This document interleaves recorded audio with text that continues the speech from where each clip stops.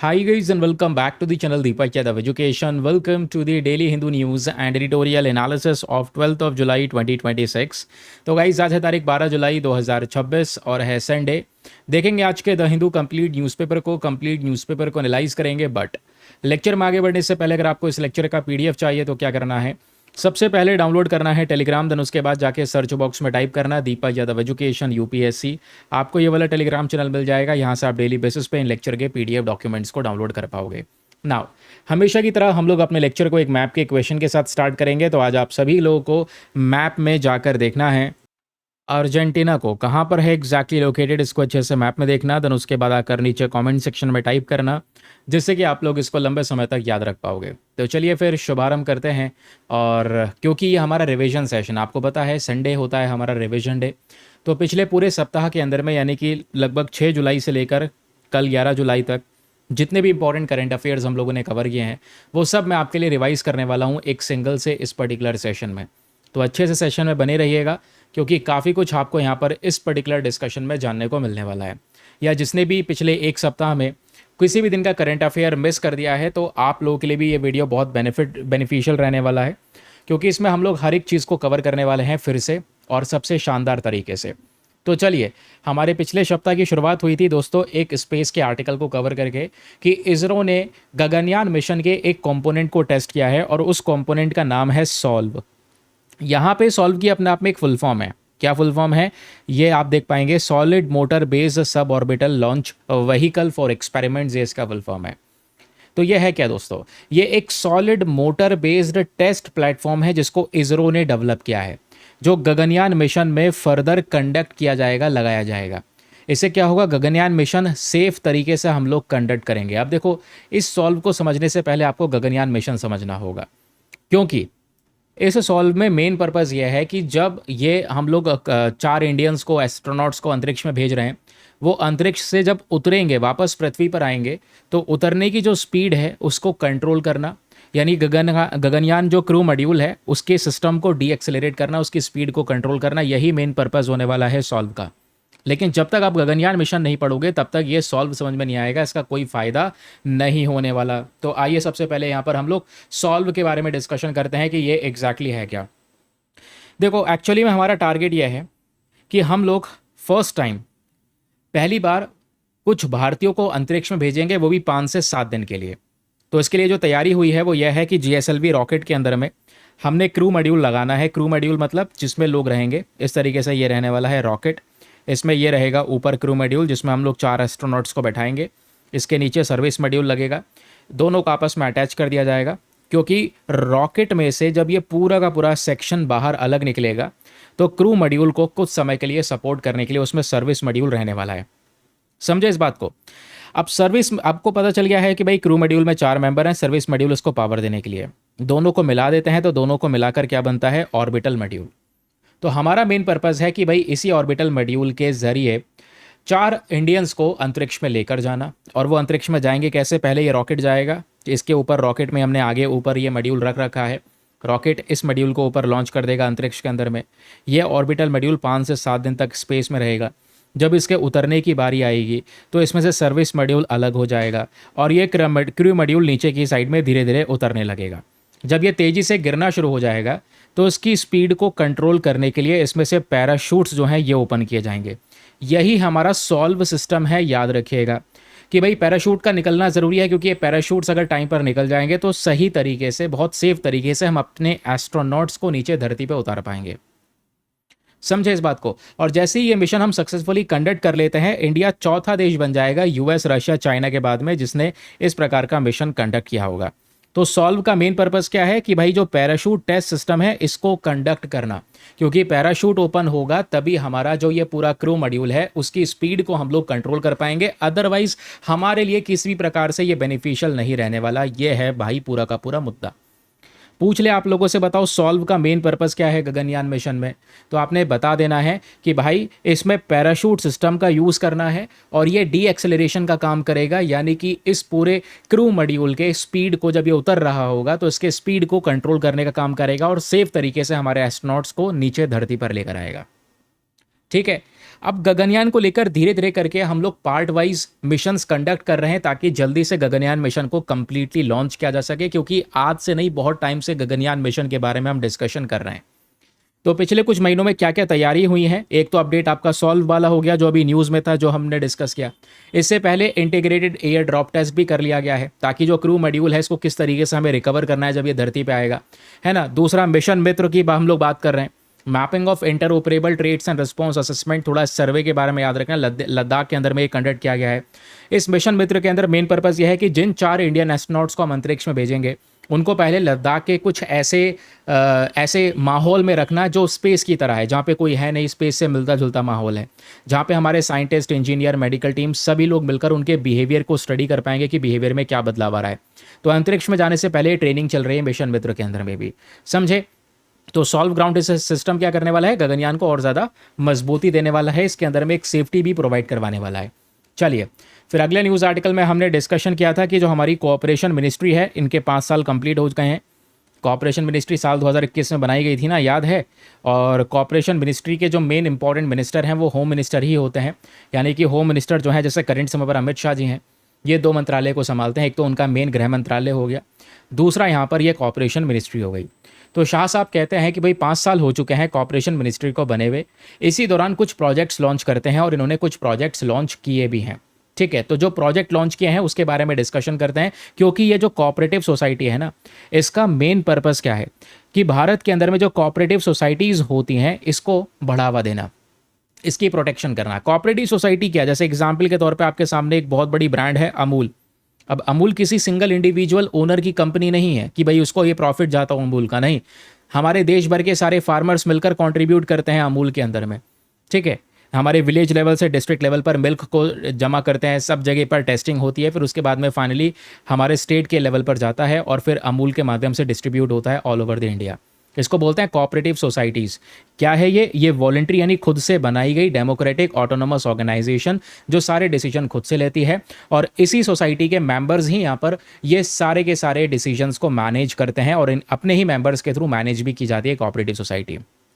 अगर भाई मान लो कोई एक कंपनी होती, उस कंपनी के अंदर में मेन उसका एक डायरेक्टर, एक ओनर होता और उसके कुछ शेयर होल्डर होते।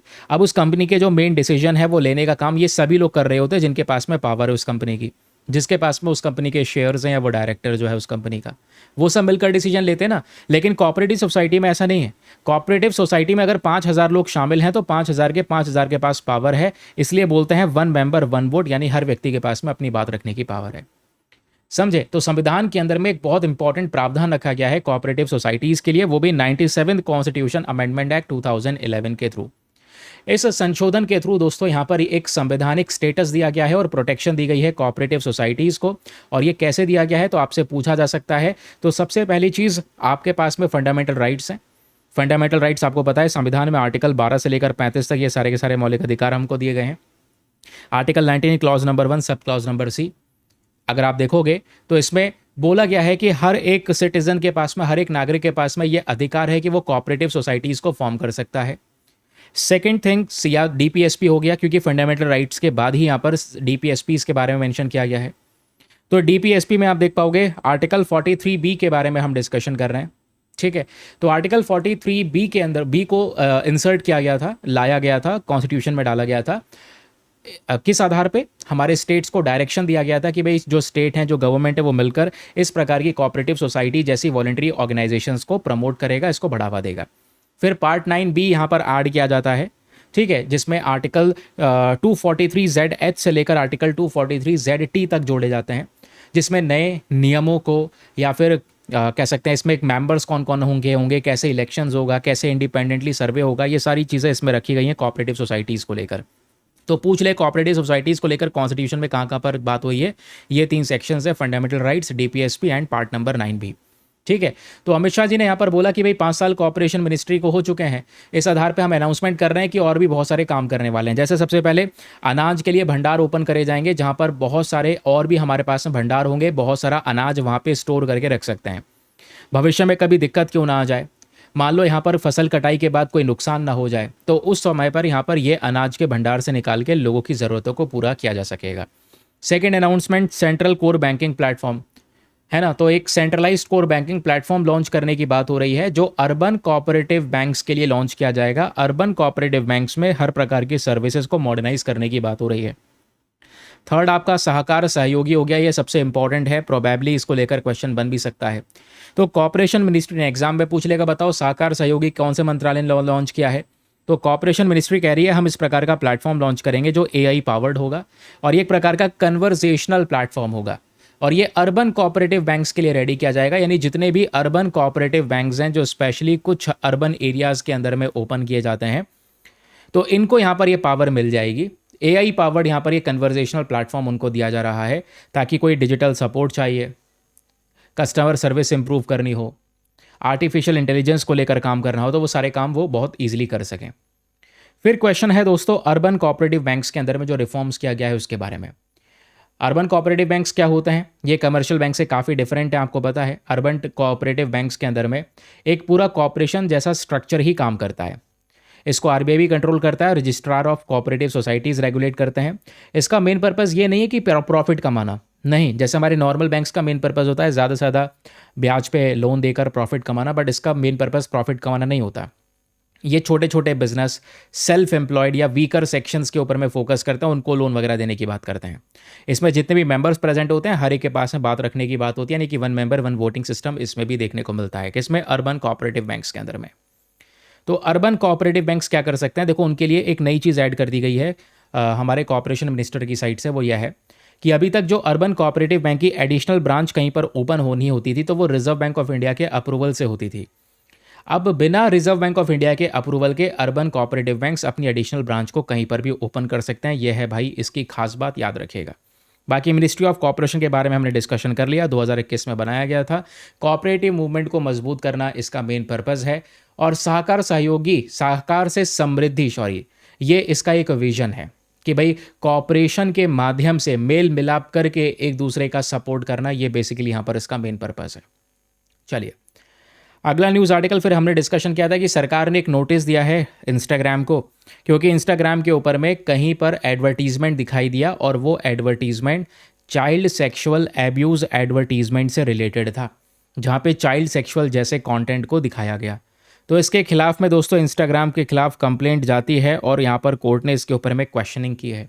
इंस्टाग्राम कह रहा है कि भाई हमारा बहुत बड़ा प्लेटफॉर्म है, इतने सारे यूज़र्स हैं, मेंटेन करना कई बार मुश्किल हो जाता है, या कई बार जो ये फ्रॉडिये होते हैं ये लूप होल खोज खोज के इस तरीके के एडवर्टीजमेंट्स को प्रमोट करवा लेते हैं। और केवल एडवर्टीजमेंट्स नहीं, ये ऐड दिखाया जा रहा था इंस्टाग्राम पे और उस पर लिंक शेयर किया जा रहा था टेलीग्राम का, कि टेलीग्राम के उस ग्रुप में जाओ और उस ग्रुप के अंदर में जो ये चाइल्ड सेक्सुअल कंटेंट है वो चल रहा था, चाइल्ड सेक्सुअल अब्यूज़ कंटेंट वहाँ पर शेयर किया जा रहा था। फिलहाल इसके खिलाफ एक्शन लिया गया है। आपने एग्जाम के लिए याद रखना है कि child sexual exploitative and abuse material होता क्या है। इसमें वो सारी इमेजेस, इसमें वो सारे के सारे वीडियोज़ होते हैं, डिजिटल कंटेंट होता है जहाँ पर चाइल्ड अब्यूज़ को शो किया गया है। और याद रखिएगा ये बिल्कुल कानून के नज़रिए में बिल्कुल गैर कानूनी है, लीगल है। आप ऐसे कंटेंट को ना ही प्रोड्यूस कर सकते, ना ही शेयर कर सकते, ना ही स्टोर कर सकते, ना ही एडवर्टाइज कर सकते, सेल नहीं कर सकते, इसका एक्सेस नहीं रख सकते। ऐसे मटेरियल कंप्लीटली बैन है, समझे।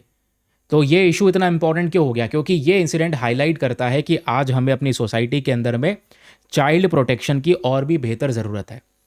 सही तरीके से हमें कंटेंट मॉडरेशन की ज़रूरत है, एक अकाउंटेबिलिटी की ज़रूरत है कि सोशल मीडिया कंपनीज़ के ऊपर में यहाँ पर एक जिम्मेदारी आती है कि वो कंपनीज़ मिलकर ये काम कर सकें, कंपनीज़ मिलकर यहाँ पर थोड़ा सा ऐसे कंटेंट को रिफाइन कर सकें, समझे। और इंडिया के आईटी लॉज को सही तरीके से हमें इम्प्लीमेंट करना है, ये भी बात हो रही है। अब जब मैं लॉज की बात करता हूँ तो भारत में काफ़ी सारे कानून हैं जो स्पेशल तौर पे चाइल्ड एब्यूज़ से रिलेटेड हैं या उसको रोकने का काम करते हैं। जैसे सबसे पहला लॉ हमारे सामने जो प्रेजेंट है दोस्तों वो है इंफॉर्मेशन टेक्नोलॉजी एक्ट 2000। ये एक लीगल प्रोविजन है, यानी एक सीधा प्रावधान देता है जहां पर ऑनलाइन सभी अपराधों से लड़ने की बात की जाती है। साइबर क्राइम हो गया या इलीगल डिजिटल कंटेंट हो गया, उससे लड़ने में मदद करता है। फिर सेकंड यहां पर हो गया दोस्तों हमारा पोक्सो एक्ट। अब पोक्सो के बारे में आप सभी लोगों को पता है, protection of children from sexual offence act 2012 का कानून है, ठीक है। इसका मेन पर्पस है एक लीगल प्रोटेक्शन देना चाइल्ड सेक्सुअल अब्यूज़ के खिलाफ, चाइल्ड पोर्नोग्राफी के खिलाफ और जो सेक्सुअल एक्सप्लॉयटेशन हो रहा है बच्चों का उसके अगेंस्ट में। फिर आता है आपका सीधा सीधा information technology intermediate guidelines and digital media ethics code rules 2021, जिसमें यहाँ पर ये कहता है कि जो सोशल मीडिया प्लेटफॉर्म्स है, जो इंटरमीडिएट्स हैं, इनको ज़रूरत है कि भाई ये अनलॉफुल कंटेंट अपने आप से रिमूव करें। अगर कुछ गलत दिख रहा है, आपको भी पता है गलत है, तो वो अपने आप ही रिमूव कर दो ना। क्यों आप ऐसे चांस आने की बात कर रहे हैं कि ऐसा इंतज़ार कर रहे हैं कि ऐसा कुछ हो जाएगा? समझे? फिर अगला आर्टिकल हमने डिस्कस किया था कि भाई भारत को एशियाटिक लायन के लिए एक दूसरा घर भी बनाना ज़रूरी है। देखो, लायंस दो प्रकार के होते हैं, एक एशियाटिक लायन है, एक अफ्रीकन लायन है। अफ्रीकन लायन साइज़ में थोड़े बड़े होते हैं, इनका वजन थोड़ा ज़्यादा होता है, और आज IUCN के अंदर में वल्नरेबल कैटेगरी में है, अच्छी खासी पॉपुलेशन अवेलेबल है इनकी। और अफ्रीका में केवल एक देश में नहीं है, अफ्रीका में बहुत सारे कंट्रीज़ के अंदर में दोस्तों अफ्रीकन लायन की पॉपुलेशन प्रेजेंट है। लेकिन वहीं पर जब एशियाटिक लायन के बारे में डिस्कशन होता है, तो इसका IUCN स्टेटस याद रखेगा, एंडेंजर्ड कैटेगरी में इसको कवर किया हुआ है। एशियाटिक लायंस को कहाँ पर? एंडेंजर्ड कैटेगरी के अंदर में इसको कवर किया हुआ है। एंड दूसरी बात यहाँ पर क्या आती है कि आज भारत के अंदर में ऐसा नहीं है, भारत के कई सारे जगह पे एशियाटिक लायन पाए जाते हों। भारत में केवल एक स्पेसिफिक जगह है, गुजरात के अंदर गिर नेशनल पार्क या गिर रीजन, जहाँ पे ये एशियाटिक लायन पाया जाता है और कहीं नहीं। और गिर रीजन में एशियाटिक लायन की पॉपुलेशन आज 891 के आसपास है। वही चीज़ राइटर ने यहाँ पर कोट की है कि कम से कम भारत के अंदर ही 2-3 राज्य और होना चाहिए जहाँ पे आप एशियाटिक लायन की पॉपुलेशन को फैला सकें। नहीं तो फिर मान लो कल कोई बीमारी फैल गई इस पूरे रीजन में, तो आग लग गई जंगलों में, तो हम कभी नहीं चाहेंगे ऐसा हो, लेकिन हो गया इत्तेफाक, सूखा पड़ गया, तो कोई डिजास्टर आ गया, शेरों के लिए शिकार नहीं बचा, तो क्या करोगे? इन शेरों की जान चली जाएगी। ये 891 पॉपुलेशन पूरी तरह से खत्म हो जाएगी, ये याद रखना। तो जो आज यहाँ पर ये एंडेंजर्ड कैटेगरी में है ना कि IUCN स्टेटस खतरे में है, ये प्रजाति एक्सटिंक्ट हो जाएगी, विलुप्त हो जाएगी, क्योंकि हमने पूरे पूरे भारत के एशियाटिक लायन को केवल एक ही जगह पे समेट के रख रखा है। जबकि कोर्ट ने भी इसको लेकर ऑर्डर दिया था कि मध्य प्रदेश के अंदर में कोनो नेशनल पार्क में कुछ पॉपुलेशन लायन की पहुंचा दो।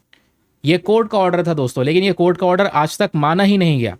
बीच में ये बोला जा रहा था बरदा वाइल्ड लाइफ सेंचुरी में भी हम लोग कुछ लायन को पहुंचाएंगे, लेकिन बरदा वाइल्ड लाइफ सेंचुरी भाई इसी गिर के पास में है, तो पास में ही रखने से कोई फायदा है? यहाँ पे लायन मरे किसी दुविधा की वजह से, तो यहाँ पर भी मर जाएंगे।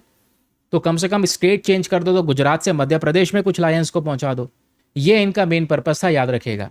और इसी अप्रोच को, यानी कि किसी भी जानवर की प्रजाति को बचाने के लिए उसको देश के अंदर में जगह जगह एरिया में फैला देना, इसी अप्रोच को बोलते हैं मेटा पॉपुलेशन अप्रोच। याद रखना, कंजर्वेशनिस्ट ने या कंजर्वेशन साइंटिस्ट ने इसी अप्रोच को रेकमेंड किया है कि भाई ऐसे ही एशियाटिक लायन को देश में अलग अलग स्टेट्स के अंदर में पहुंचाना शुरू कर दो।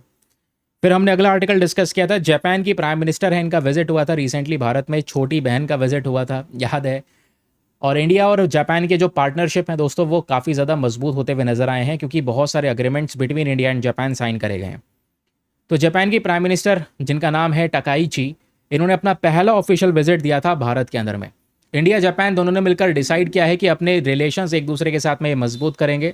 16 अग्रीमेंट्स डॉक्यूमेंट्स को साइन करा गया है बिटवीन दीज टू कंट्रीज़, जिसमें ये इनका मेन पर्पज़ है maritime transport, energy, supply chain को लेकर काम करना।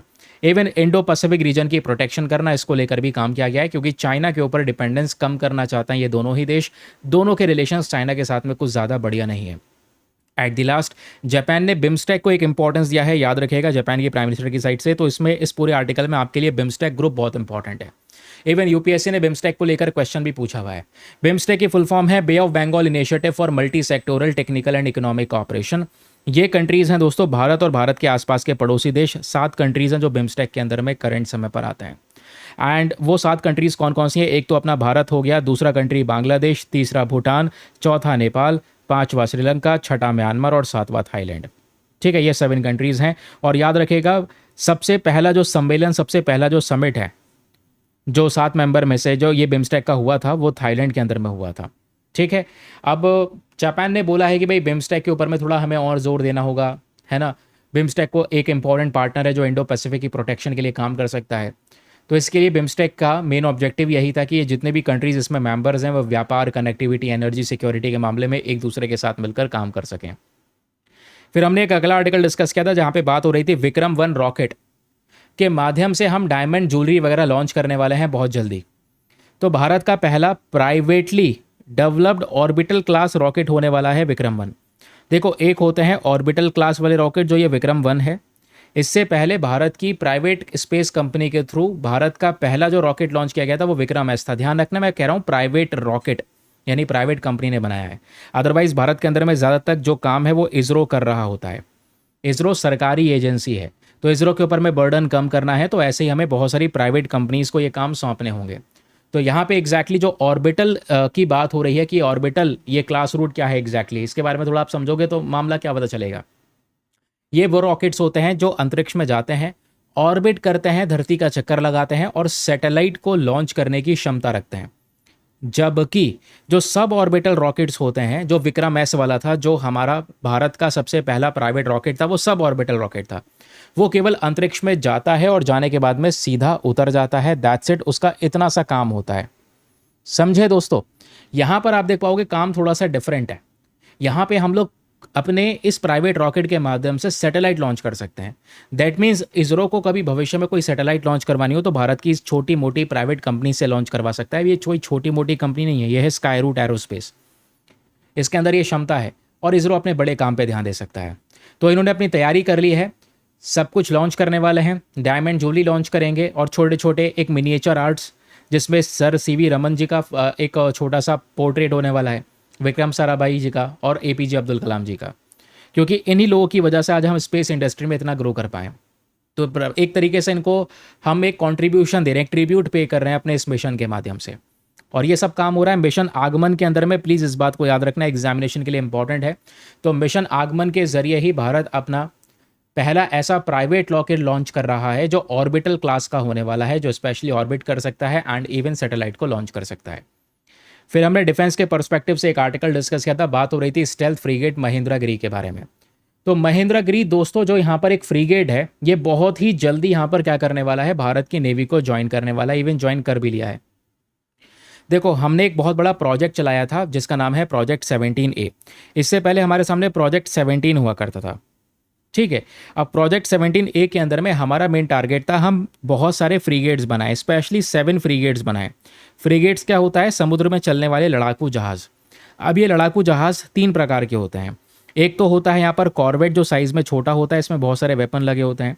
सेकंड मीडियम साइज़ का होता है फ्रीगेट, और फ्रीगेट से भी बड़े साइज़ के होते हैं डिस्ट्रॉयर। ये आप सभी लोगों ने पता है, बार बार मैं आपको पढ़ाता रहता हूँ। तो यहाँ पे जो बात हो रही है वो फ्रीगेट्स की हो रही है, मीडियम साइज़ का, लेकिन ये युद्ध में उतर सकता है, समुद्र में एक ताकत हमारी बढ़ाने के ऊपर में काम कर सकता है। तो प्रोजेक्ट 17A के अंदर में हमारा मेन टारगेट था, क्योंकि पहला जहाज़ 2019 में लॉन्च किया गया था प्रोजेक्ट 17A के अंदर में, और वो था नीलगिरी। तो इसलिए यहाँ पर जितने भी जहाज़ लॉन्च करे जा रहे हैं वो नीलगिरी क्लास को बिलोंग करते हैं। जो पहला जहाज़ होता है उसी के क्लास को यहाँ पे नाम दे दिया जाता है कि भाई ये इस क्लास के कैटेगरी के जहाज़ हैं। समझे इस बात को दोस्तों। तो आईएनएस नीलगिरी की बात हुई, INS Himgiri, INS Taragiri, INS Udaygiri, INS Dunagiri, INS Vindhyagiri, and जो अभी लॉन्च किया गया है वो है आईएनएस महेंद्रगिरी, जिसकी वजह से हम लोग यहाँ पर ये डिस्कशन कर रहे हैं। अच्छा, खास बात पता है महेंद्रगिरी के बारे में क्या है, कि ये तो पता चल गया भाई इसको प्रोजेक्ट 17A में लॉन्च किया गया है, लेकिन ये किस प्रकार का फ्रीगेट है, ये स्टेल्थ मल्टी रोड फ्रीगेट है। स्टेल्थ मतलब क्या होता है, ये दुश्मन की रडार के पकड़ में नहीं आएगा। इस तरीके से हम लोगों ने अपने इस जहाज़ को डिज़ाइन किया है कि दुश्मन की रडार की पकड़ से बच जाए, ऐसा फ्रीगेट रेडी करा है, ठीक है। तो 11 जुलाई को यहाँ पर ये कमीशन किया गया है। बेसिकली कल यहाँ पर ये हमारी नेवी को सौंप दिया गया है, याद रखेगा। इसमें पहली टेक्नोलॉजी जो सबसे मेन है वो है स्टेल्थ टेक्नोलॉजी। दूसरा, रडार की पकड़ में नहीं आएगा, हाई ऑटोमेशन सिस्टम इसके अंदर में लगाया गया है जो आत्मनिर्भर भारत को भी सपोर्ट करता है, ठीक है। मैरीटाइम सिक्योरिटी को प्रमोट करेगा, नेवी मॉडर्नाइज होगी और डिफेंस सेल्फ रिलायंस को यहाँ पर ये प्रमोट करेगा कि हमने क्योंकि खुद से बनाया, इंडिजीनियसली बनाया हुआ ये जहाज़ है। फिर हमने कवर किया था कि जो एल नीनो है ये भारत के विंड और हाइड्रो पावर आउटपुट पे असर डाल देगा, क्योंकि एल नीनो लग रहा था, क्योंकि देखो अब तो मानसून छा गया, बहुत बारिश हुई है, पूरे देश भर में हर कोने में बारिश हुई है। ऐसा लग रहा था कि इतनी बारिश होगी नहीं, अचानक से, क्योंकि जून का डेटा तो यही कहता था, जून 2026 के अंदर में जो बारिश हुई है बहुत ही ज़्यादा कम हुई है। इतनी कम बारिश मतलब 1901 के बाद अगर आप देखोगे तो 5वां सबसे कम बारिश वाला जून का महीना ये इस साल वाला था। जुलाई में भी यही एक्सपेक्टेशन थी, बट एक्सपेक्टेशन खराब होती नजर आ रही है। मानसून तगड़ा देखने को मिला है, बहुत बारिश होती भी नजर आई है। अब यहाँ पर बात यह है कि ये एल नीनो अगर पड़ता भी है, यानी अगर सूखा पड़ना शुरू हो जाता है, तो सूखे पड़ने की वजह से हमारी बिजली को जनरेट करने की कैपेसिटी भी कम हो जाती है। हवाएं नहीं चलती तो हवाएं नहीं चलेंगी, पवन चक्कियाँ यानी विंडमिल्स नहीं घूमेंगे तो इलेक्ट्रिसिटी प्रोड्यूस नहीं होगी। धूप निकल रही है, गर्मी है, बट वो दिन भर में सोलर पैनल जो एनर्जी बना रहा है वो दिन भर की बनेगी, रात में स्टोर करने की कैपेसिटी नहीं है। तो आर्टिकल यही कहता है कि भाई आपने सब कुछ बढ़िया किया है, बस एक छोटा सा काम और कर लेते तो आपकी कहानी अलग हो जाती देश की। और वो काम क्या है, बैटरी स्टोरेज सिस्टम की। एक बहुत ही ज़्यादा मजबूत बैटरी स्टोरेज इंफ्रास्ट्रक्चर बना लो कि आपकी बिजली की ज़रूरत, आपको कोयला भी जलाना नहीं पड़ेगा। ऑलरेडी बताया जा रहा है कि दोपहर के समय पर इंडिया सोलर पैनल से सरप्लस एनर्जी जनरेट करता है। जनरेट कर रहे हैं, स्टोर करने की पावर है नहीं। अगर स्टोर ही कर लेते तो रात के समय पर उसी सेम एनर्जी का इस्तेमाल कर सकते थे, जब लोगों की पीक डिमांड होती है। सबसे ज़्यादा बिजली की कटौती रात में ही होती है, तो रात में जब डिमांड बढ़ती है तो इस दौरान यहाँ पर जो स्टोरेज हुई भी एनर्जी है बैटरी में, उसका यूज़ कर सकते थे। लेकिन ये हमारा प्लान है, इस पर जोर देना होगा, यही इस आर्टिकल में मेन कहना था। फिर हमने यहाँ पर एल नीनो को लेकर एक और आर्टिकल डिस्कस किया था। क्या एल नीनो अगर आया तो भारत की इकोनॉमी को कमज़ोर कर देगा? बिल्कुल कमज़ोर कर देगा, क्योंकि ऐसा पहले भी हो चुका है। एल नीनो आप समझते हैं ना, एल नीनो वो वाला साल होता है जब भारत में बारिश नहीं होती। ला नीना वो वाला साल होता है जब भारत में बारिश होती है। अब बहुत मैंने आपको पढ़ाया है एल नीनो ला नीना के बारे में। आज मुझे आप लोग नीचे कमेंट सेक्शन में एक्सप्लेन करेंगे दोनों के बीच का डिफरेंस, कि इसमें होता क्या है एक्चुअली में। ट्रेड विंड्स की वजह से कौन से समुद्र पे असर पड़ता है, कहाँ पर वार्म वाटर इकट्ठा होता है, कहाँ से जाता है, ज़रा बताओ नीचे कमेंट सेक्शन में क्या डिफरेंस है एल नीनो ला नीना के बारे में। अपनी भाषा में लिखने की कोशिश करना, इधर उधर से कॉपी करके पेस्ट करने की कोशिश मत करना, चेक हो जाएगा। जैसे भी उल्टा सीधा लिखो कोई बात नहीं, जितना पता है उतना लिखना। अगर बिल्कुल नहीं पता है तो एक बार आप रिवाइज कर सकते हैं, ठीक है।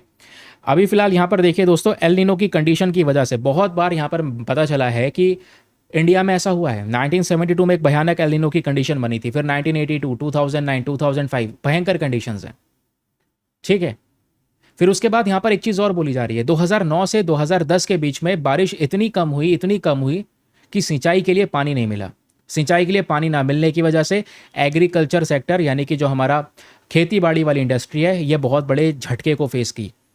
क्योंकि आज इंडिया में मेजोरिटी ऑफ क्रॉप्स ऐसी हैं दोस्तों जहां पर मेन डिपेंडेंस बारिश के पानी पे है सिंचाई के लिए। अब जब सिंचाई के लिए पानी नहीं मिलेगा, फसलें नहीं उगेंगी। फसलें नहीं उगलेंगी तो यहाँ पर फूड इन्फ्लेशन जनरेट होना शुरू हो जाएगा, यानी महंगाई बढ़नी शुरू हो जाएगी।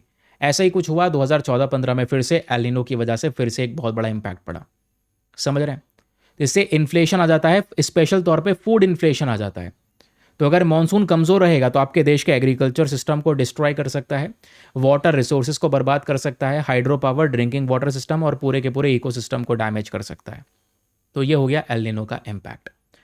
फिर हमने कवर किया था दुनिया का पहला ऑप्टोसार सैटेलाइट हम लोगों ने लॉन्च किया था आज से कुछ महीने पहले, और उसको लॉन्च करने वाली कंपनी है दृष्टि। मिशन दृष्टि के थ्रू ये काम किया गया था।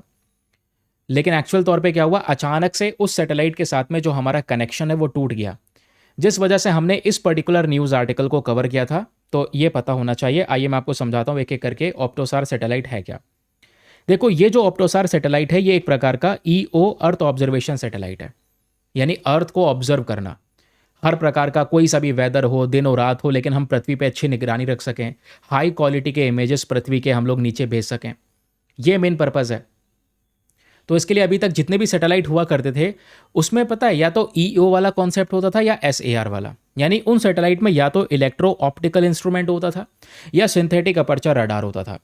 लेकिन हमने दुनिया का पहला ऐसा सैटेलाइट बनाया जिसमें ये दोनों ही फीचर्स हैं, इलेक्ट्रो ऑप्टिकल फीचर भी है और सिंथेटिक अपर्चर रडार फीचर भी है। इसलिए उसको ऑप्टोसार का नाम दिया गया है, जिसको मिशन दृष्टि के थ्रू यहाँ पर शुरू किया गया है, याद रखिएगा। और इसको लॉन्च करने वाली कंपनी जो है उसका नाम है गैलेक्सी आई। सैटेलाइट का नाम दिया गया मिशन दृष्टि। इसका स्पेशल फीचर दुनिया का पहला ऑप्टोसार सैटेलाइट। ये किस लिए जाना जाता है, भारत का largest privately develop earth observation satellite. 3 मई को लॉन्च किया गया था फैल्कन 9 व्हीकल से। इसका मेन पर्पज़ यहाँ पर क्या था, मेन पर्पज़ था अर्थ को ऑब्जर्व करना, ठीक है, अर्थ की लगातार इमेजेस को क्लिक करके भेजना। इससे क्या हो सकता था दोस्तों, अपने देश में हम एग्रीकल्चर सेक्टर को मॉनिटर कर सकते थे, खेती बाड़ी को मॉनिटर किया जा सकता था, डिजास्टर मैनेजमेंट किया जा सकता था, बॉर्डर पर एक निगरानी बना के रखी जा सकती थी, इंफ्रास्ट्रक्चर मॉनिटर हो सकता था, और एनवायरमेंटल स्टडीज़ के ऊपर में भी हम लोग इसका यूज़ कर सकते थे। समझे इस बात को? फिर आगे सुनिए। फिर अगला आर्टिकल हमने डिस्कस किया कि अभी 4 राज्य हैं। 4 राज्य भाई कौन कौन से हैं, मध्य प्रदेश, गुजरात, महाराष्ट्र, राजस्थान। चारों ने मिलकर जो एक मामला इनका अटका पड़ा था, इन चारों राज्यों के बीच में नर्मदा नदी पे एक प्रोजेक्ट बनाया गया है, सरदार सरोवर प्रोजेक्ट। उसको लेकर एक पेमेंट पेंडिंग का लेकर इशू था। अभी फिलहाल चारों स्टेट्स ने मिलकर अपने इस पूरे मुद्दे को रिजॉल्व कर लिया है, शांतिपूर्वक यहाँ पर निपटा लिया है, और बोला है कि ठीक है हम आपसी में मिलकर इस मामले को निपटा लेंगे। सेटल हो चुका है मामला। जिस वजह से इन चारों राज्यों के बीच में जिस नदी को लेकर विवाद था वो रिजॉल्व हो गया, जिस प्रोजेक्ट को लेकर विवाद था वो रिजॉल्व हो गया। ये हमारे न्यूज़ आर्टिकल में कवर किया गया है। लेकिन इसके आधार पर आपको एग्जाम के लिए इतना पढ़ना है, वो नदी कौन सी है, उसका नाम है नर्मदा रिवर। ठीक है, क्या नाम है मेरे दोस्त? नर्मदा रिवर, याद रखिएगा। इसी नर्मदा नदी पर सरदार सरोवर प्रोजेक्ट बनाया गया था, जिसको लेकर ये पूरा डिस्प्यूट है। समझे इस बात को? गुजरात के अंदर में ये सरदार सरोवर प्रोजेक्ट देखने को मिलेगा।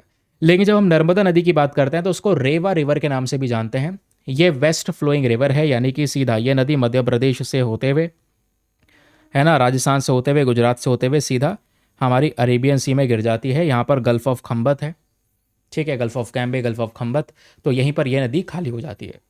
और यहीं पर सरदार सरोवर प्रोजेक्ट भी लगा रखा है, गुजरात के अंदर में ही, इसी नदी पे, याद रखिएगा। तो ये बात हो गई दोस्तों, सरदार सरोवर प्रोजेक्ट ये लगाया हुआ है। ये बात हो गई नर्मदा नदी के बारे में। वेस्टर्न साइड में बहती है, gulf of Cambay, gulf of Khambhat में गिर जाती है। कहाँ से ओरिजिनेट होती है? मध्य प्रदेश के अंदर माइकल पहाड़ियाँ जो हैं, यहाँ पर सबसे ऊंची चोटी है अमरकंटक पीक। तो अमरकंटक से यहाँ पर ये नदी बनकर आती है। इसकी टोटल लेंथ है 1312 किलोमीटर्स। एंड फाइनली अरेबियन सी में ये खाली हो जाती है। ये नदी मेजरली 3 राज्यों से बहती है, मध्य प्रदेश, महाराष्ट्र और गुजरात, याद रखिएगा। और सॉरी, मैंने ऊपर राजस्थान बोल दिया है, मध्य प्रदेश, महाराष्ट्र और गुजरात, याद रखना। ये नर्मदा रिवर जो है, इसके दोनों तरफ पहाड़ियाँ हैं। नॉर्थ में इसके विंध्या रेंज है, साउथ में इसके सतपुरा रेंज है, तो एक घाटी की तरह काम करता है। फिर उसके बाद जो आपने याद रखना है वो है मेजर डैम्स, कि भाई इस नदी पे कौन सा डैम है, एग्जाम में पूछा जा सकता है। तो इस नदी पे सरदार सरोवर डैम है, ओमकारेश्वर डैम है और महेश्वर डैम है।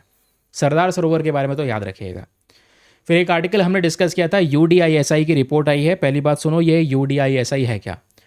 इसकी फुल फॉर्म है unified district information system for education plus. आज भारत में एजुकेशन की स्थिति क्या है, उस चीज़ को ये डिनोट करता है।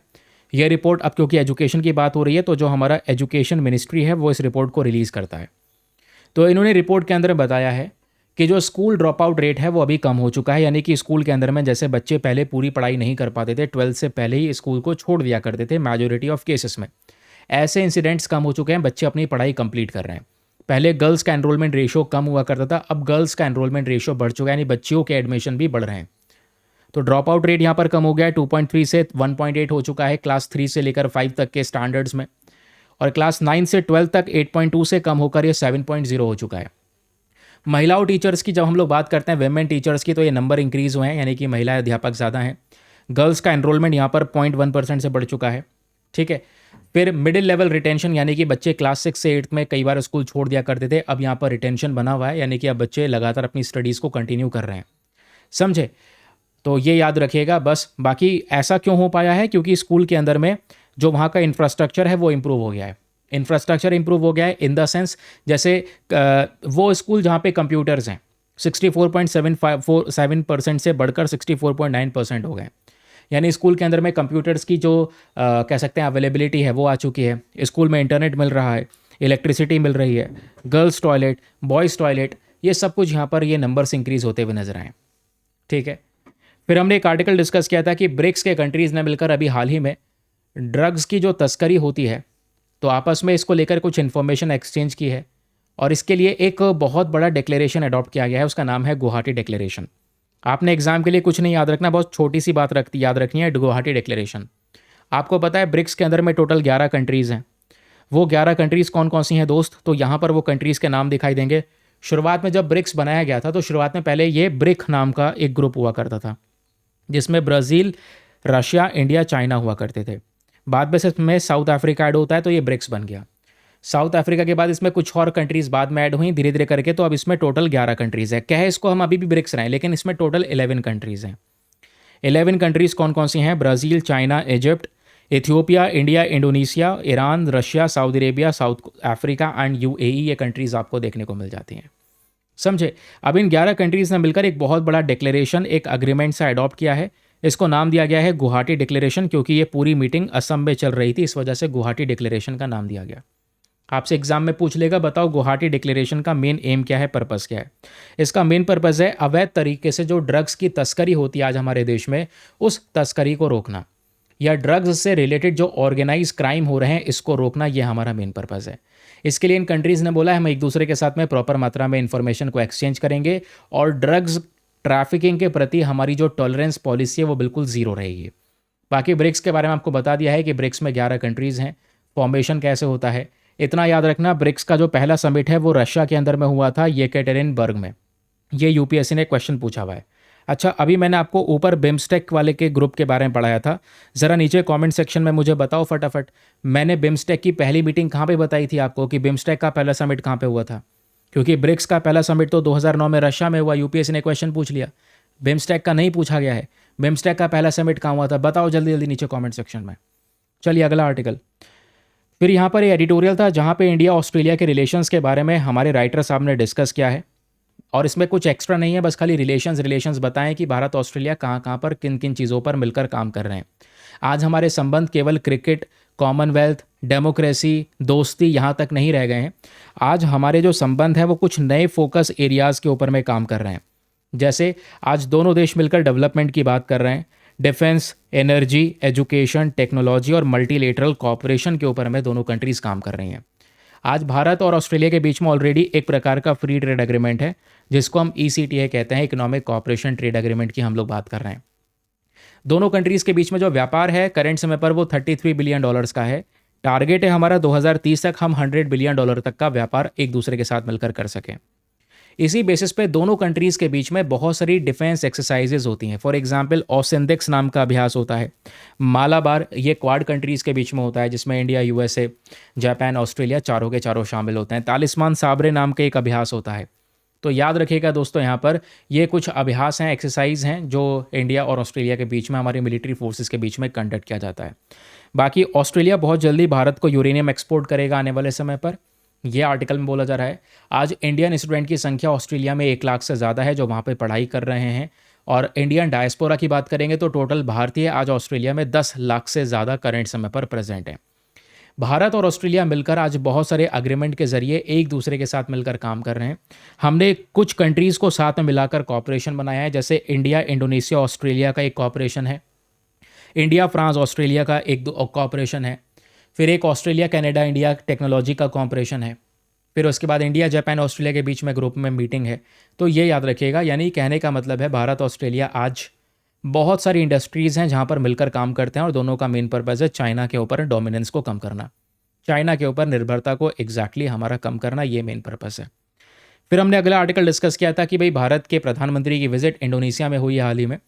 तो इंडोनेशिया के साथ मिलकर हमने एक जॉइंट रिस्टोरेशन प्रोजेक्ट को लॉन्च किया है, जहाँ पे हमारा मेन पर्पज़ है, यानी भारत का आर्कियोलॉजिकल सर्वे ऑफ इंडिया और इंडोनेशिया की कुछ और स्पेशल कंपनीज ये मिलकर प्रम्बनन टेम्पल को वापस से सही करने वाली हैं, क्योंकि प्रम्बनन टेम्पल काफ़ी टूट सा गया है। 1000 साल पुराना यहाँ पर यह मंदिर है, और ये मंदिर बनवाया गया था दोस्तों संजया डायनेस्टी के थ्रू। इस मंदिर में आप देखोगे तो मेनली वैसे 3 मंदिर हैं, और इनके आगे छोटे छोटे बाकी 3 मंदिर देखने को मिलेंगे। ये 3 मंदिर 3 मूर्ति को डिपिक्ट करते हैं। 3 मूर्ति मतलब ब्रह्मा, विष्णु, शिवा, इन तीनों को डिपिक्ट करते हैं। और बाकी जो छोटे छोटे इनके आगे 3 मंदिर बने हैं वो इनके वाहन को दिखाते हैं, जैसे ब्रह्मा जी का वाहन हंस, विष्णु जी का वाहन गरुड़, शिव जी का वाहन नंदी। तो उनके वाहन को भी डेडिकेट करे गए हैं यहाँ पर मंदिर। तो इस प्रकार से नक्काशियाँ इतनी गहराई से बनाई गई हैं। इवन मंदिर की दीवार पे जो इंडोनेशियन रामायण है, उस रामायण को भी यहाँ पर शो किया गया है, याद रखिएगा। तो ये मंदिर बहुत सारी प्रॉब्लम्स को झेल चुका है, 1000 साल पुराना है, बीच में कई बार भयंकर भूकंप आए हैं, वॉल्केनो इरप्शंस हुए हैं, ज्वालामुखी फटे हैं जापान के अंदर में, जापान कह रहा हूँ, इंडोनेशिया के अंदर में, जिसकी वजह से दोस्तों यहाँ पे लगातार यहाँ का स्ट्रक्चर खराब हो चुका है। इस मंदिर को इंडोनेशिया में लोकल नेम में रोरो जोंगरंग या लोरो जोंगरंग के नाम से भी जाना जाता है। और याद रखने वाली बात यह है कि पूरे इंडोनेशिया का लार्जेस्ट हिंदू टेम्पल है। इवन इंडोनेशिया नहीं, पूरे साउथ ईस्ट एशिया का लार्जेस्ट हिंदू टेम्पल है। संजय डायनेस्टी के अंदर बनाया गया। टाइम पीरियड था 8 से लेकर 9 सेंचुरी AD के समय का, और इसके आसपास बुद्धिस्ट टेम्पल भी प्रेजेंट है। और ये हमने डिस्कशन कर लिया, रिस्टोरेशन की बात की जा रही है, और इसको एक वर्ल्ड हेरिटेज साइट भी 1991 में डिक्लेयर कर दिया गया था। 1991 में इसको वर्ल्ड हेरिटेज साइट घोषित कर दिया गया है। 3 मूर्ति को डिपेक्ट करता है, और छोटे मंदिर जो हैं इन 3 मूर्ति के वाहन को डिपेक्ट करते हैं। यहाँ पर रामायण और भगवत पुराण भी शो की गई है, मैंने आपको बता दिया, समझे। चलिए अगला न्यूज़ आर्टिकल है, बात करता है guided Pinaka missile system. Recently DRDO ने सक्सेसफुली पिनाका रॉकेट सिस्टम को टेस्ट किया है, जिस वजह से ये न्यूज़ में है। पिनाका की जब हम लोग बात कर रहे हैं तो आपके सामने ये मल्टीपल डिटेल हैं। तो एक चीज़ याद रखिएगा, DRDO ने बनाया है पिनाका, एक multi barrel rocket launcher system है। इसमें आप देखोगे तो ऐसा दिखाई देता है, एक ट्रक के ऊपर में हम लोग इस तरीके से एक साथ में 12 रॉकेट दाग सकते हैं, कुछ सेकंड के अंदर में दुश्मन को तबाह कर सकते हैं, क्योंकि इसमें एक ट्रक पे 2 पॉड्स हैं, एक पॉड में 6 रॉकेट हैं, दूसरे पॉड में 6 रॉकेट है, तो टोटल 12 रॉकेट्स हैं। इसी को यहाँ पर पिनाका नाम दिया गया है। और ये जो वर्ड है पिनाका, याद रखिएगा, ये भगवान शिव जी के धनुष को डिपिक्ट करता है। भगवान जी के शिव जी का वो धनुष जिसको राम जी ने तोड़ा और माता सीता से विवाह किया, उसको हम लोग पिनाका के नाम से जानते हैं, वहीं से ये नाम दिया गया है पिनाका। ठीक है, डीआरडीओ ने बनाया है। इसमें पिनाका में नए नए वेरिएंट्स आ रहे हैं। पिनाका जो मार्क 1 है, इसकी रेंज है 40 किलोमीटर की। पिनाका मार्क 2 की रेंज है 70 से 80 किलोमीटर की। और अभी एक रेंज अभी कुछ समय पहले 120 किलोमीटर की टेस्ट की जा चुकी है। और पिनाका में 300 किलोमीटर की रेंज के रॉकेट भी टेस्ट किए जा रहे हैं। और एक साथ ये मल्टीपल रॉकेट लॉन्च कर सकता है, तो multi barrel rocket launcher system इसी आधार पर इसको कहा जा रहा है। फिर हमने एक आर्टिकल डिस्कस किया था, एक एडिटोरियल प्रिजनर ऑफ वायलेंस को लेकर। मामला क्या है, हाल ही में आपने देखा कि भाई श्रीलंका के अंदर एक बड़ा भयानक दृश्य देखने को मिला।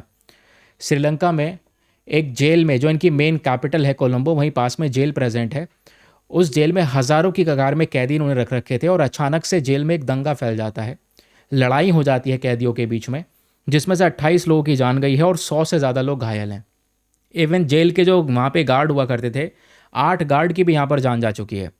जब इन्वेस्टिगेट किया तो पता चला यहाँ पे ड्रग ऑपरेशन से रिलेटेड पूरा मामला है, कि ड्रग्स की तस्करी हो रही थी। जेल से बैठे बैठे कुछ यहाँ पर माफियाज हैं जो ड्रग ऑपरेट कर रहे थे, है ना। तो किसी ने जानकारी फैला दी, गार्ड को पहुँचाई, उस व्यक्ति के खिलाफ यहाँ पर मार पिटाई हुई जेल के अंदर में, फिर दूसरे कैदी ने मारा। और इस तरीके से ये लड़ाई इतनी ज़्यादा भयंकर लेवल पर बढ़ गई कि 28 लोगों की जान चली गई। श्रीलंका को अपनी आर्मी को उतारना पड़ा इस जेल की सुरक्षा के लिए। इतना खतरनाक यहाँ पर ये सिचुएशन हो गया, समझे। प्रॉब्लम यहाँ पर पता है क्या है, प्रॉब्लम यह है कि जेल की जो कैपेसिटी है वो कम है, और श्रीलंका ने एक जेल की कैपेसिटी के हिसाब से बहुत सारे कैदियों को भर के रख रखा है। यह है समस्या। यही सेम समस्या आपको भारत में भी देखने को मिलेगी। इसी को ही हम बोलते हैं क्राउडेडनेस ऑफ प्रिजन, कि जेलों के अंदर में क्राउडेडनेस की एक बहुत बड़ी समस्या है। अब देखो, साल 2024 में सिमिलर केस है। साल 2024 में एक रिपोर्ट आती है जिसमें पता चलता है कि आज श्रीलंका के अंदर में जो कैदी हैं उनकी पॉपुलेशन 28,278 है, जबकि जेलों की जो टोटल कैपेसिटी है कैदियों को रखने की वो 10,395 है। मतलब 3 गुना ज़्यादा उन्होंने कैदी जेल के अंदर में भर के रख रखे हैं। तो सरकार का क्लियर रिस्पॉन्स यहाँ पर यह है कि वो अपनी रिस्पॉन्सिबिलिटी को एक्सेप्ट करते हैं। 3 मेंबर की कमेटी का गठन कर लिया गया है। कमेटी को रिटायर्ड सुप्रीम कोर्ट के जज हेड कर रहे हैं, और करंट समय पर वो कह रहे हैं कि भाई हमें इसमें सुधार की ज़रूरत है। सुधार में क्या बताया गया है कि सबसे पहली बात, जेल में से भीड़ को कम करना, यानी कि उस भीड़ को उठाकर दूसरे और जेलों में बांट देना, जेलों की कंडीशंस को इंप्रूव करना, सिक्योरिटी को इंप्रूव करना, और जितने भी ड्रग नेटवर्क अंदर काम कर रहे हैं उनको ब्रेक डाउन करना, ये मेन पर्पस है। क्योंकि ये एक बार की कहानी नहीं है दोस्त। 2012 में भी ऐसे ही श्रीलंका में जेल में भिड़ंत होती है, जिसकी वजह से 27 लोगों की जान जाती है। 2020 में महर के अंदर में लड़ाई हुई जिसमें 11 लोगों की जान गई। ये कंडीशंस बरकरार हैं। इसी वजह से बोला जा रहा है कि हमें आज सिचुएशन को रिजॉल्व करने की ज़रूरत है। और मेरे दोस्त याद रखना, इस आर्टिकल में मैंने आपको पढ़ाया था कि इंडिया में भी सिमिलर कंडीशंस ही हैं। इंडिया के जेल भी ओवर क्राउडेड हैं। ये मैं नहीं कह रहा हूँ, एनसीआरबी की ऑलरेडी जो अपनी प्रेजेंट स्टैटिस्टिक्स रिपोर्ट है 2024 की, वो कह रही है। वो इन्होंने बताया कि इंडिया में जो जेल हैं, जेल की संख्या है 1333, और जबकि कैदी उसके अंदर में जो रखे गए हैं वो 4.5 लाख हैं। जबकि कैदी रखने की जो उसमें कैपेसिटी है वो 4.5 लाख है, लेकिन जो कैदी रखे गए हैं उसमें वो 5.5 लाख के आसपास रखे गए हैं। 1 लाख से ज़्यादा कैदी एक्स्ट्रा भरे हुए हैं जेल के अंदर में। इंडिया में सबसे बड़ी प्रॉब्लम यह है कि ज़्यादातर जो कैदी हैं दोस्तों, उनको अंडर ट्रायल के बेसिस पे रख रखा है। अंडर ट्रायल का मतलब यह है कि केस चल रहा है, अभी वो मुजरिम साबित नहीं हुए हैं। तो आर्टिकल क्लियरली इंडिकेशन देता है कि भाई हम उनको बेल देकर छोड़ सकते हैं। जब जब बुलाएंगे तब तक वो लोग हाजिर हो जाएंगे, फिर केस चलेगा। लेकिन जब तक कोई क्लियर सबूत नहीं है तब तक उनको छोड़ा जा सकता है। लेकिन आज भारत में जेल की जो कंडीशन है, अगर मान लो 5.5 लाख लोग जेल में हैं तो उसमें से 70%, आप इमेजिन करो, आधे से ज़्यादा लोग वो लोग हैं जेल में जो अंडर ट्रायल वाली कैटेगरी में फंसे हुए हैं, समझे। फिर हमने डिस्कशन किया था हमस ट्रेल के बारे में, शायद आपको यहाँ पर याद आ रहा हो। तो हमस ट्रेल को लेकर मैटर क्या है, ज़रा छोटा सा कॉन्सेप्ट है, पता होना चाहिए। ये हमस ट्रेल बेसिकली एक इनफॉर्मल रूट है, एक रास्ते का नाम है, पता है। एक ऐसा रास्ता जहाँ पे बताया जाता है बहुत सारे इजरायली सोल्जर ये भारत को विजिट करते हैं। इजरायली सोल्जर इसराइल के अंदर में सर्व कर रहे थे। अब जैसे ही इनका पूरा टाइम पूरा हो गया है तो अपनी सर्विस को ख़त्म करके वो सबसे पहले इंडिया आते हैं विजिट करने के लिए। और इंडिया में सबसे पॉपुलर डेस्टिनेशन जहाँ पे वो जाते हैं कसोल। कसोल को कई बार दोस्तों इंडिया में मिनी इजराइल कहा जाता है, क्योंकि बहुत सारे इजरायली सोल्जर अपनी सर्विस को पूरा करके उनको बोनस वगैरह मिलता है तो वो इंडिया आते हैं घूमने के लिए। कसोल आते हैं। मनाली, गोवा, केरला, हम्पी, गोकर्णा, ऋषिकेश, वाराणसी, पुष्कर, अंडमान निकोबार आइलैंड, ये इनकी फेवरेट प्लेस है। ठीक है। अब होता यहाँ पर यह है कि जो ये इनकी ट्रिप है, ये जो पूरा रूट है, इसी को नाम दिया गया है हमस ट्रेल। इस जर्नी को इसराइल में तियू गदोल के नाम से भी जाना जाता है। कई बार मतलब माना चला गया है कि ये यहाँ पे परंपरा सी बन गई है कि सर्विस खत्म हुई तो इजरायली सोल्जर सबसे पहले इंडिया आएंगे अपनी ट्रिप करने के लिए। और कोई कोई 2 महीने के लिए आ रहा है, कोई 6 महीने के लिए आ रहा है, और इवन कोई सोल्जर यहाँ पर 1 साल के लिए भी आता है। तो हाल ही में एक ऐसा केस निकल कर आया कि भाई एक सोल्जर है जो इंडिया के अंदर में घूम रहा था, उसका नाम है एतन गिलबोआ। ये इजरायली सोल्जर है, ये भी अपनी सर्विस खत्म करके भारत में आया था। ये बात किसको पता चली? एक ऑर्गेनाइजेशन को। ये ऑर्गेनाइजेशन बेल्जियम कंट्री में प्रेजेंट है जिसका नाम है हिंद रजब फाउंडेशन। तो उन्होंने कंप्लेंट करी भारत में 2 जून 2026 को कि भाई इस व्यक्ति को जितना जल्दी हो सके अरेस्ट कर लो। कहोगे ऐसा क्यों? तो ये जो हिंद रजब फाउंडेशन है, इनका कहना यह है कि भाई एविडेंस है हमारे पास में, सबूत हैं कि जो हमास के ऊपर अटैक हुआ है या फिर पैलेस्तीन के ऊपर में वेस्ट एशिया पे जो अटैक किया गया था इसराइल के द्वारा 23 अक्टूबर में हमास अटैक के बाद, तो वीडियोज़ हैं ऐसी जहाँ पर ये इंसान सेलिब्रेट कर रहा है लोगों पे हमला करके, लोगों को मारकर। सोशल मीडिया प्लेटफॉर्म है, इस व्यक्ति के मदर ने अपलोड करे हैं खुद से, जहाँ पर खान यूनुस को बर्बाद किया गया, रफाह के इंफ्रास्ट्रक्चर को बर्बाद किया, उसको बर्बाद करने के बाद ये सेलिब्रेट कर रहा है, जश्न मना रहा है। तो इंडिया जितना जल्दी हो सके इसको अरेस्ट करे, क्योंकि इस इंसान ने वॉर क्राइम किया है। ठीक है, इस इंसान ने एक अपराध किया है, लोगों को मारा है, इंफ्रास्ट्रक्चर डिस्ट्रॉय किया है। और वॉर क्राइम को लेकर क्या भारत में कोई कानून है? नहीं। हमने केवल एक इंटरनेशनल अग्रीमेंट साइन कर रखा है जिसका नाम है जेनेवा कन्वेंशन। तो जेनेवा कन्वेंशन एक्ट 1960 भारत ने लागू कर लिया। हमने 4 जेनेवा कन्वेंशन को साइन कर रखा है, और ये जेनेवा कन्वेंशन वॉर क्राइम को लेकर सजा देता है। किसी भी व्यक्ति ने वॉर में किसी दूसरे कंट्री के सिविलियंस को मार दिया हो, वॉर क्राइम किया हो, तो वो व्यक्ति अगर दुनिया में किसी भी कोने में घूम रहा हो तो उस देश की सरकार अरेस्ट कर सकती है अगर उसने इस जेनेवा कन्वेंशन को साइन कर रखा है। तो इस हिसाब से भारत ने भी साइन कर रखा है। तो अगर इंडिया पे प्रेशर बनाया, जैसे इस ऑर्गेनाइजेशन ने बार बार, इस फाउंडेशन ने ये उठाया मुद्दा, अरेस्ट करो उसको, तो भारत अरेस्ट कर सकता था। बट जब तक ये बात हमको पता चलती, सरकार को पता चलती, ये व्यक्ति खुद यहाँ पर देश छोड़ के चला गया था, जो ये इजरायली सोल्जर था। तो कोई ऑफिशियल स्टेटमेंट, कोई इन्वेस्टिगेशन यहाँ पर नहीं सुनाया गया। तो इसी वजह से कह रहा हूँ, एग्जामिनेशन के पर्सपेक्टिव से बस इतना याद रखना, हमस ट्रेल। तो ये हमस ट्रेल से आया था। हमस ट्रेल वो रास्ता है इजरायली टूरिस्ट जहाँ पर अपनी सोल्जर की जर्नी को पूरा करके इंडिया में आते हैं अपनी सर्विस को कंप्लीट करके। ठीक है। फिर एक आर्टिकल डिस्कस किया था कि भाई should India restart dialogue with Pakistan, क्या भारत को वापस से पाकिस्तान से बातचीत शुरू कर देनी चाहिए ऐसी कंडीशंस में? 2 राइटर हैं, दोनों ने मिलकर चर्चाएं की। इन्होंने बोला कि देखो, बातचीत करने से कोई फ़ायदा नहीं है जब तक आतंकवाद को लेकर पाकिस्तान कुछ नहीं कर लेता। इंडिया पाकिस्तान की बातचीत 2016 के बाद ही रुक गई थी। पठानकोट स्ट्राइक, उरी में आप देख पाओगे ये आतंकवादी हमला हुआ, पुलवामा हमला करवाया पाकिस्तान ने, पहलगाम अटैक करवाया, है ना। तो आप देखोगे तो यहाँ पे जो राइटर, इनका कहना यह है कि ठीक है, कोई भी कंडीशन हो लेकिन हम बैठकर बातचीत कर सकते हैं। इंडिया को पाकिस्तान के साथ में डिस्कशन करने शुरू कर देने चाहिए। और ऐसा पहले भी हुआ है, इतिहास में भी हुआ है, हमने कैसे बहुत सारे एग्रीमेंट साइन किए हैं। लेकिन दूसरे राइटर का कहना यह है कि एग्रीमेंट तभी साइन होने चाहिए जब पाकिस्तान अपने खुद अनाउंस कर दे कि हम आतंकवाद को ख़त्म कर देंगे। पाकिस्तान को पहले आतंकवाद जो ये स्पॉन्सर कर रहा है वो ख़त्म करना होगा, जिसके बाद ही सिचुएशन धीरे धीरे करके यहाँ पर रिजॉल्व हो सकती है। इंडिया भी फिर सोच विचार करेगा रिलेशंस को मेंटेन करने की। लेकिन हम यहाँ से हाथ बढ़ाएं, इतिहास में भी तो यही हुआ है ना। हमने जब जब पाकिस्तान के साथ में डिस्कशंस या व्यापार को खोलने की बात की है, तब तक इन्होंने प्रूव कर दिया ये उस लायक नहीं थे, क्योंकि इन्होंने हर बार भारत के ऊपर में आतंकवादी हमला करवाया है। तो जब तक ये इंश्योर नहीं कर देते कि हाँ भाई अपने देश के अंदर में हम किसी भी टेररिस्ट एक्टिविटीज़ को सपोर्ट नहीं करेंगे, तब तक बातचीत कोई ऐसा बेहतरीन लेवल पर आगे नहीं बढ़ सकती। ठीक है। फिर इंडिया ऑस्ट्रेलिया के पार्टनरशिप जस्ट हमने ऊपर डिस्कस कर लिया था, अभी रिलेशन डिस्कस कर रहे हैं ना। भारत के प्रधानमंत्री ऑस्ट्रेलिया गए, बहुत सारे एग्रीमेंट साइन करे गए। एग्रीमेंट में आप ये 2-3 एग्रीमेंट याद रख सकते हैं। डिफेंस कॉपरेशन पे दोनों कंट्रीज़ मिलकर काम करेंगे, और एक पैक्ट एग्रीमेंट है कि दोनों कंट्रीज़ मिलकर क्रिटिकल टेक्नोलॉजी और सप्लाई चेन पर भी मिलकर काम करने वाले हैं। फिर हमने डिस्कशन किया था एक बहुत ही इंपॉर्टेंट आर्टिकल के बारे में, जिसमें नेशनल फूड सिक्योरिटी एक्ट को लेकर डिस्कशन हुआ है। आपको पता होगा सरकार ने नेशनल फूड सिक्योरिटी एक्ट में एक बदलाव, एक संशोधन करने का प्रस्ताव रखा है, प्रपोज किया है। लेकिन वो जो बदलाव है उसको कुछ राज्यों ने स्वीकार किया है, लेकिन आज केरला और तमिलनाडु उस बदलाव के सख्त खिलाफ हैं। वो कह रहे हैं कि भाई हम कहीं से भी इसको सपोर्ट नहीं करेंगे। अब है क्या मामला, मैं आपको समझाता हूँ। पहले मेरे दोस्त आपको समझना होगा national food security act 2013 exactly है क्या। इस कानून को लेकर आया गया था ताकि लोगों को यहाँ पर राशन दिया जा सके। अब इस एक्ट के अंदर में दो कैटेगरीज को बांट दिया गया, एक अंत्योदय अन्न योजना और दूसरा priority house hold. Priority house hold में ये देखा गया कि भाई स्पेशल तौर पे जो लोग सच में बुरी कंडीशन से गुजर रहे हैं, उनको खाने की ज़रूरत है, तो हम उनको यहाँ पर ये खाना प्रोवाइड करवा सकते हैं और हर महीने हर व्यक्ति को, परिवार में हर व्यक्ति को 5 किलोग्राम राशन दिया जाएगा। ये प्रायोरिटी हाउस होल्ड में डिसाइड हुआ। इसके बाद एक कैटेगरी ऐसी थी जो थोड़ी सी इंप्रूव्ड में है, जिनकी इनकम अच्छी है बट फिर भी सर्वाइव करने के लिए फूड की आवश्यकता है, तो उसको अंत्योदय अन्न योजना में कन्वर्ट किया गया। उन फैमिलीज़ को रखा गया जिनकी कंडीशन प्रायोरिटी हाउस होल्ड से अच्छी है। प्रायोरिटी हाउस होल्ड में तो डिसाइड कर लिया गया कि भाई हर परिवार में हर व्यक्ति को 5 किलोग्राम अनाज मिलेगा। लेकिन अंत्योदय अन्न योजना में डिसाइड किया गया कि परिवार कितना भी बड़ा हो, 4 सदस्य हो या 6 सदस्य हो, पूरे परिवार को केवल 35 किलोग्राम हर महीने अनाज मिलेगा। ठीक है, हर महीने वही चावल गेहूँ 35 किलोग्राम मिलेंगे। तो अब क्या हुआ सर, अब इस नेशनल फूड सिक्योरिटी एक्ट में बदलाव हो रहा है। स्पेशल तौर पे अंत्योदय अन्न योजना में बदलाव किया जा रहा है।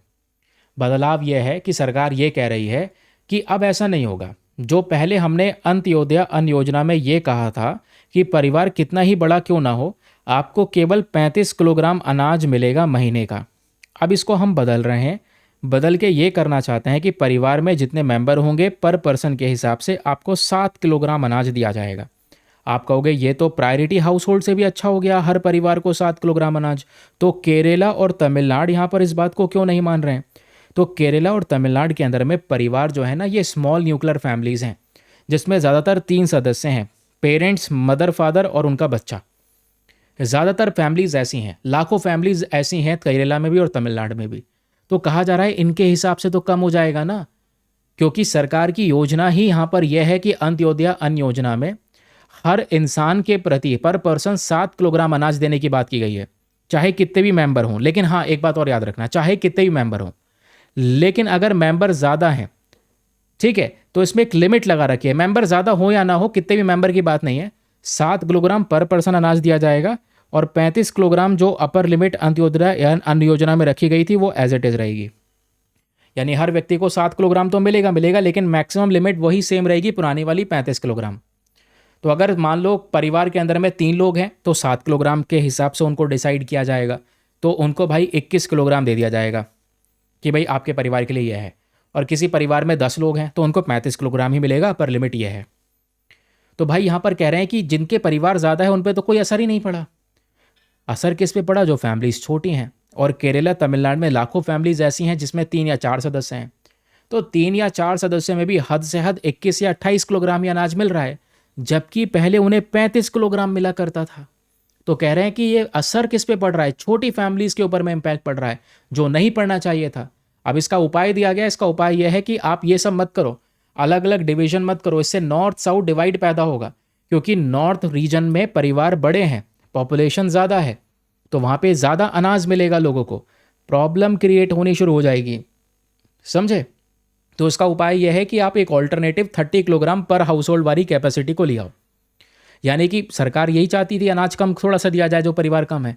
तो बचाने का तरीका यह बढ़िया है कि आप 35 किलोग्राम मत दो अंत्योदय अन्न योजना में, आप सबके लिए सेम रखो, परिवार छोटा हो या बड़ा हो, आप उसको 30 किलोग्राम अनाज दो। इससे आपका हर व्यक्ति के हिसाब से 5 किलोग्राम बच गया।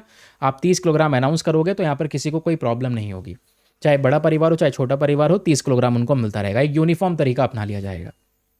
फिर हमने एक आर्टिकल डिस्कस किया था जहाँ पे हमारे चीफ इकोनॉमिक एडवाइज़र का कहना है कि भाई जो ये GCC होता है ना, ग्लोबल कैपेबिलिटी सेंटर्स, भारत के अंदर में ऐसे बहुत सारे सेंटर हैं। यहाँ पर बोला जा रहा था AI का रिस्क है, AI का रिस्क है। चीफ इकोनॉमिक एडवाइज़र कहते हैं AI का कोई इतना ज़्यादा बड़ा रिस्क है नहीं, तो कोई प्रॉब्लम ज़्यादा होगी नहीं। तो सबसे पहले हमें जानना होगा ये ग्लोबल कैपेबिलिटी सेंटर होते क्या हैं। तो दोस्तों, दुनिया में बड़ी बड़ी मल्टीनेशनल कंपनीज़ हैं, वो अपने कई बार पहले क्या करते थे, अपने छोटे छोटे ऑफिस भारत में खोल के भारत के लोगों से छोटा मोटा काम करवाते थे। अब यही मल्टीनेशनल कंपनीज भारत के अंदर में बड़े बड़े कामों को ऑपरेट कर रही हैं। ठीक है, उनके बड़े बड़े ऑफिस भारत में ओपन हो चुके हैं। जैसे इंटरनेट के मामले में गूगल, माइक्रोसॉफ्ट, अमेजन इंडिया में ऑपरेट कर रहे हैं। इंफॉर्मेशन टेक्नोलॉजी में IBM हो गया, डेल हो गया, एक्सेंचर, HP हो गया। कंसल्टिंग में मैकेंजी, डेलॉइट, JP मॉर्गन, ये सब हो गए। तो आज बहुत सारे प्लेयर्स हैं बड़े बड़े, लेकिन प्रॉब्लम यह है क्या AI इनकी जॉब खा जाएगा, ये ऐसा बोला जा रहा है। तो आर्टिकल में CEA जो हमारे चीफ इकोनॉमिक एडवाइज़र, उनका कहना यह है AI देखो डिज़ाइन नहीं कर सकता, AI गवर्न नहीं कर सकता। और आज यहाँ पर जो ये हमारी ग्लोबल कैपेबिलिटी सेंटर होता है ना, इसमें रिस्क मैनेजमेंट का काम होता है, इसमें डिसीजन मेकिंग का काम होता है। डिसीजन मेकिंग AI नहीं कर पाता है, तो इसलिए AI का खतरा अभी यहाँ पर नहीं है। और AI को हमेशा हमें एज अ सपोर्ट टूल लेना होगा, सपोर्ट करने के लिए यहाँ पर उसको यूज़ करना होगा, ना कि चीज़ों को रिप्लेस करने के लिए, समझे। और जहाँ पे रिपीटेड काम होता है, बार बार एक सेम काम है, उसको AI रिप्लेस कर सकता है। बट जहाँ पर डिसीजन मेकिंग का काम है, वहाँ पर AI रिप्लेस कर देगा चीज़ों को, ये बहुत मुश्किल है। ग्लोबल कैपेबिलिटी सेंटर, बस याद रखिएगा ये क्या होते हैं। ग्लोबल कैपेबिलिटी सेंटर वो ऑफिसेस होते हैं बाहर मल्टीनेशनल कंपनीज़ के, जो भारत में बनाए जा रहे हैं। इससे पहले बहुत सारे ऐसे ऑफिसेस हुआ करते थे जो लो कॉस्ट वाली सर्विस इंडिया को दिया करते थे। अब यहाँ पर ये ग्लोबल कैपेबिलिटी सेंटर्स बड़े लेवल पर भारत में ऑपरेट करते हैं।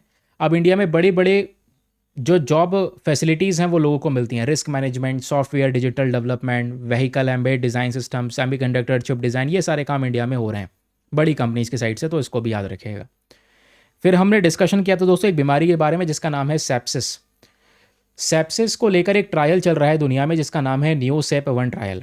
इसका पहला फेज़ हो चुका है और अब इंडिया के अंदर में भी यहाँ पर डिस्कशन हो रहे हैं। इसका मेन पर्पज़ यह है कि इंडिया में सेप्सिस के केसेस को रिड्यूस किया जा सके। देखो, सेप्सिस ज़्यादातर वैसे छोटे बच्चों को होता है, वैसे किसी भी उम्र के बच्चे को हो सकता है, लेकिन सबसे ज़्यादा खतरा छोटे बच्चों में बना रहता है। क्यों? क्योंकि छोटा बच्चा जो अभी भी पैदा हुआ है उसकी इम्यूनिटी उतनी मजबूत नहीं है जितनी मजबूत किसी बड़े इंसान की है। तो छोटा मोटा इन्फेक्शन भी यहाँ पर उस बच्चे के लिए घातक हो सकता है। तो ऐसी केसेस आते हैं सेप्सिस के। तो इसको बोला गया है नियोनेटल सेप्सिस, यानी कि जो नवजात बच्चा है जो भी पैदा हुआ है उसमें अगर ये इन्फेक्शन फैल जाए, और ये सेप्सिस होता कैसा है, ब्लड स्ट्रीम इन्फेक्शन होता है जो सीधा खून की नली में फैलता है। और स्पेशली उन बच्चों में जिनकी उम्र अभी पैदा हुए 90 दिन हुए हैं, 90 दिन के अंदर अंदर यहाँ पर ये इन्फेक्शन फैल सकता है। तो या तो ये प्रीमेच्योर बेबीज़ को इम्पैक्ट करता है या जिनका वजन कम होता है उन बेबीज़ को इम्पैक्ट करता है। नियोनेटल सेप्सिस के दो प्रकार होते हैं। एक होता है अर्ली ऑनसेट सेप्सिस, याद रखिएगा ये जन्म के बाद शुरुआती 72 घंटे के अंदर अंदर यहाँ पर ये सेप्सिस की बीमारी फैलती है। दूसरा होता है लेट ऑनसेट सेप्सिस, जो बेसिकली जन्म के बाद 28 से 90 दिन के अंदर अंदर यहाँ पर ये वाली जो बीमारी है ये बच्चे के अंदर में फैलती है। ये फैलती है बैक्टीरिया वगैरह की वजह से, याद रखिएगा।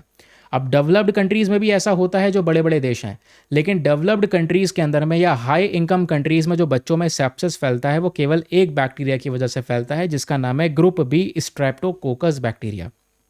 इंडिया में ग्रुप बी स्ट्रेप्टोकोकस की वजह से केवल 2 से 5% केसेस आते हैं। भारत में सबसे ज़्यादा सेप्सिस के केसेस जो जिस बैक्टीरिया की वजह से आते हैं वो ये 4 प्रकार के बैक्टीरिया हैं। आपके सामने ये पूरी की पूरी लिस्ट प्रेजेंट है, जिसमें सबसे पहले आता है क्लेब्सिला निमोनिया, फिर है escherichia coli and then enterobacter species and then उसके बाद है स्यूडोमोनास एरियोगिनोसा। तो ये कॉमन बैक्टीरियाज हैं मेरे दोस्त, याद रखिएगा, जिनकी वजह से सेप्सिस होता है। एग्जामिनेशन में आप लोगों से पूछा जा सकता है। ये बैक्टीरिया अक्सर मल्टी ड्रग रेजिस्टेंट वाले आ चुके हैं, यानी कि ये बैक्टीरिया ऐसे हैं कि अगर इन पे दवा एंटीबायोटिक्स का इस्तेमाल करें तो वो भी इतनी ज़्यादा असर नहीं करती है, समझे। तो डेवलप्ड कंट्रीज़ में सिचुएशन अलग है। इंडिया के अंदर में बहुत सारे बैक्टीरिया हैं जिसकी वजह से सेप्सिस जैसी प्रॉब्लम आज यहाँ पर फैल रही है। अब मैंने आपको बताया सेप्सिस के 2 कैटेगरीज हैं। एक तो यहाँ भाई कुछ घंटों के अंदर अंदर 72 घंटे के अंदर में बच्चे को सेप्सिस हो सकता है। दूसरी कंडीशन है 90 दिन के अंदर बच्चों में सेप्सिस नज़र आता है। अब जो जितना जल्दी हो रहा है उसको अर्ली ऑनसेट का नाम दिया गया है, जो लेट से हो रहा है उसको लेट ऑनसेट का नाम दिया गया है। अर्ली ऑनसेट में यानी बच्चा भी पैदा ही हुआ है, उसमें कैसे इन्फेक्शन आ गया, तो वो सीधा मदर से यहाँ पर ट्रांसमिट होता है, यानी कि जो मदर के अंदर में बैक्टीरियाज प्रेजेंट थे, पैथोजेंस प्रेजेंट थे, वो मदर के प्लेसेंटा से सीधा ट्रांसमिट हो जाता है, याद रखिएगा। लेकिन जो लेट ऑनसेट वाला सेप्सिस है, इसको याद रखना, ये बच्चों के अंदर में धीरे धीरे करके डेवलप होता है। और ये कैसे होता है, मान लो क्योंकि हॉस्पिटल का एनवायरनमेंट है, हॉस्पिटल का एनवायरनमेंट अच्छा थोड़ी है, हर प्रकार का वहाँ पे मरीज प्रेजेंट है, तो अलग अलग प्रकार के बैक्टीरियाज यहाँ पर एनवायरनमेंट में सस्पेंडेड है। तो कई बार वहाँ पे आसपास एनवायरनमेंट के अंदर में ऐसे बैक्टीरिया प्रेजेंट होते हैं जो मैंने ऊपर डिस्कस करे आपके सामने, ये वाली कैटेगरीज वाले बैक्टीरिया। तो ये बैक्टीरिया बच्चों के कांटेक्ट में आ जाए, अब बच्चे की इम्यूनिटी कमज़ोर है क्योंकि बच्चा पैदा हुआ है, इतना इम्यून सिस्टम मजबूत नहीं है, इम्यून सिस्टम लेके थोड़ी पैदा होता है, वो धीरे धीरे करके बनता है, धीरे धीरे करके मजबूत होता है। तो उसमें सेप्सिस के केसेस यहाँ पर इस तरीके से बन जाते हैं। प्रॉब्लम पता है कहाँ आती है? प्रॉब्लम है ये भाई कि आज इंडिया में नवजात बच्चों के अंदर में जो सेप्सिस के केसेस हैं, इसकी वजह से भारत में 30 से 40% न्यूनेटल डेथ होती है। ये हमेशा से एक लीडिंग कॉज रहा है। अगर यहाँ पर बच्चे का जन्म होते उसकी मृत्यु हो रही है तो एक मेन कारण सेप्सिस भी यहाँ पर कहलाता है, समझे? तो इसी वजह से सेप्सिस को डील करना ज़रूरी है और इसी के लिए हम लोगों ने न्योसेप 1 ट्रायल की शुरुआत कर दी है। बहुत सारे कंट्रीज़ में चल रहा है और अब इंडिया में भी ये वाला ट्रायल शुरू हो रहा है, जहाँ पर हम ऐसी दवाइयों को आइडेंटिफाई कर रहे हैं जो सेप्सिस जैसी प्रॉब्लम को तुरंत ही डील कर सकेगा। तो ये था दोस्तों यहाँ पे हमारा वीकली कंपाइलेशन। आई होप आपको मज़ा आया होगा। बहुत सारी चीज़ें हमने एक साथ कवर कर ली हैं, पूरे सप्ताह का न्यूज़पेपर एक जगह पे कवर कर लिया है। तो कैसा लगा? सजेशन अपना नीचे कमेंट सेक्शन में लिखना। बाकी मिलते हैं कल। आपने पता होगा कल वाले आर्टिकल, सैटरडे वाले यहाँ पर 2-4 आर्टिकल रह गए हैं, उसको हम लोग अगले वाले रिवीजन में शामिल करने वाले हैं, जैसे हम लोग करते हैं हर बार। ठीक है, चलिए। बाकी आपको पेड ग्रुप वगैरह ज्वाइन करना है तो पेड ग्रुप की इन्फॉर्मेशन है करंट अफेयर्स के लिए 499 for the lifetime access, एक ग्रुप है जिसमें हिंदी इंग्लिश की पीडीएफ आपको करंट अफेयर्स की प्रोवाइड करवाई जाती है। आज के लिए इतना ही, मिलते हैं कल फिर से अपने धमाकेदार सेशन के साथ। आज के लिए bye bye, have a nice day, thank you and जय हिंद।